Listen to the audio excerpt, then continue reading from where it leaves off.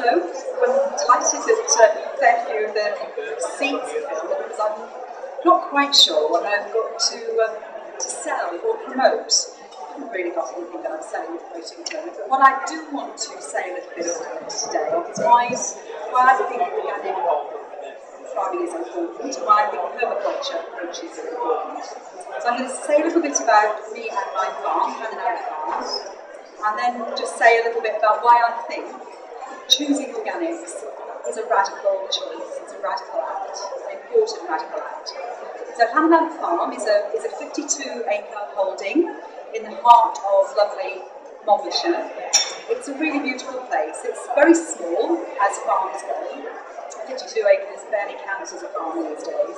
But it's got the most extraordinary biodiversity. We've got old meadows, ancient coppice woodlands, ponds, streamside corridors, orchards, a kitchen garden. It's really a very, very beautiful place. And we produce there sheep and some cattle. We've got some dexters, and we also produce eggs, and we're developing the orchard, we're developing the kitchen garden with a view to producing more for our local food system. When I moved there 12 years ago, I had a husband and young children. A few years ago, several of those left. Some for good reasons, they were moving on to university, one for not such a good reason. So I had to make some decisions about whether I was going to stay or whether I was going to sell it and move on. And in thinking about why I would want to stay, I had to kind of take stock really about why the farm was important to me and what kind of contribution it can make in the community. Because it seems to me that one of the most important challenges that we face at the moment is to really understand our food and farming system and to really undo some of the really difficult, dangerous practices that we've allowed to develop over the last maybe 50 years or so. The last 6 months alone have been a bit of an illustration of that. We've had Horse Meat Gate, where we've discovered that we have no clue about the provenance of our food. We've discovered that a large number of corporations care much more about the profit that they make, and I include the supermarkets and I include the big producers in this, as well as perhaps government. They care much more about the profits that they make than the health and well-being of both the food system and the customers. So there's a whole load of stuff in that little example that reminds me why it's important to choose organic. The other story that's been around, some of you may be familiar with it, is the massive decline in the bee population. And some might say, although many people argue with this, that this is largely due to the sorts of chemicals we use in our land. The big agri-chemical companies have been challenging that, of course, but fortunately they lost their battle in the European Union. One of the other big battles that's occurring at the moment is around GM seeds. Some of you may have spotted the news story recently that Monsanto won its case in the United States to stop farmers sharing seeds. Essentially what happened was a farmer went and bought some seed from the collective grain silo. Some Monsanto patented seeds that found their way into it. Monsanto found out and took it to court. And it eventually won their case. So the implications for the rest of us, for how we choose to buy our seeds, what we choose to grow, and the control we manage to maintain away from the big agri-chemical businesses is becoming more and more serious to me. So there's a whole spectrum of reasons about why I think choosing organic and permaculture is a really radical and important choice.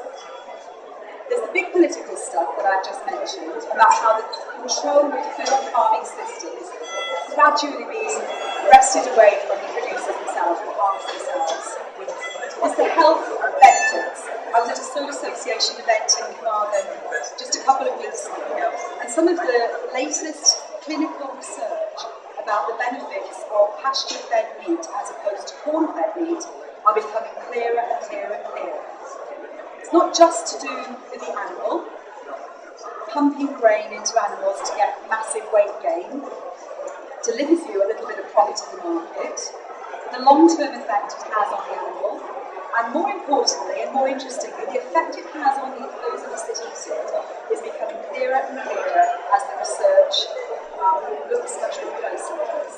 So, health benefits, the political system, and then, frankly, not putting too fine a point on it, for me it's about saving the planet. It's absolutely about taking some personal responsibility to making some practical, maybe small scale, but nonetheless important changes, because we cannot go on as we are. We can't go on using fossil fuel fertilisers to transport Kenyan green beans around the globe. We can't go on turning a blind eye to the fact that only 4 companies control the entire food commodities market and make a fortune in the price fluctuations, while the rest of us struggle to work out whether we're going to be able to afford feed for the rest of the month. I don't think we can afford to turn a blind eye to the fact that developing countries are buying up huge tracts of land in the developing world.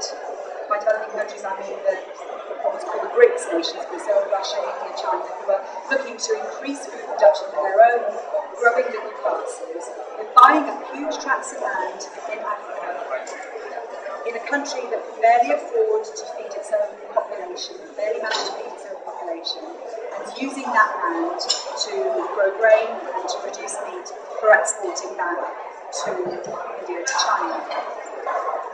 That has huge implications for those populations. It has huge implications for how we grow grain, how we choose to transport our food. Some of those huge issues, the politics of food and farming, can feel almost overwhelming at times. Certainly it can for me, it did for me. They're such big issues, we start to think, how can we possibly make a difference?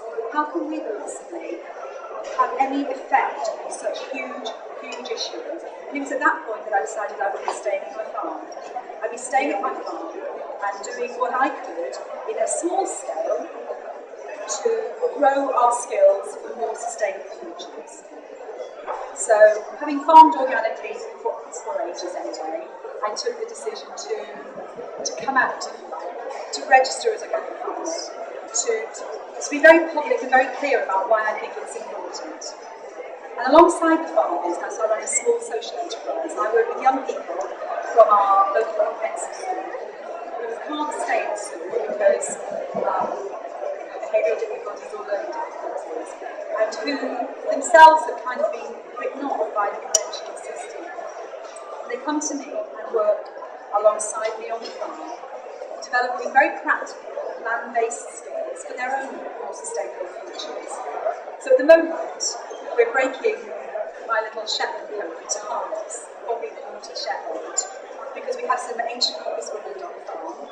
And so 2 young boys, one of whom has a really profound Tourette's tic, and another who's got one of those hideous backgrounds that you see on the panorama programs, who feel their lives have been written, are learning how to work with horses, they're learning how to break a horse to harness, and they'll be learning how to log in the woods.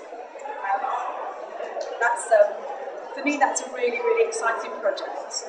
It's extraordinary to see what they get from it, and it's incredibly exciting for me to see that we're going to be, instead of trying to pull wood out of our woodland with my rather ropey old Zetor, which probably isn't going to manage it, we'll be taking Naughty Bobby in, who is himself a rescue pony, and we'll be hauling our wood back to the barns, and we use it on the farm, and we sell it locally as season wood.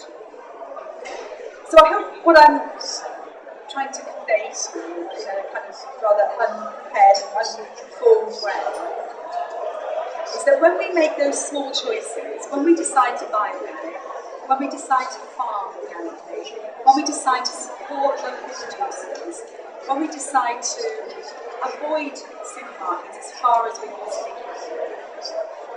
It's a small thing, but it's a really powerful act.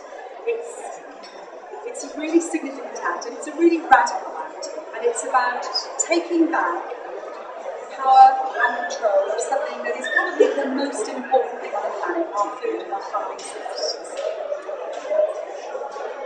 Our happy to take any questions.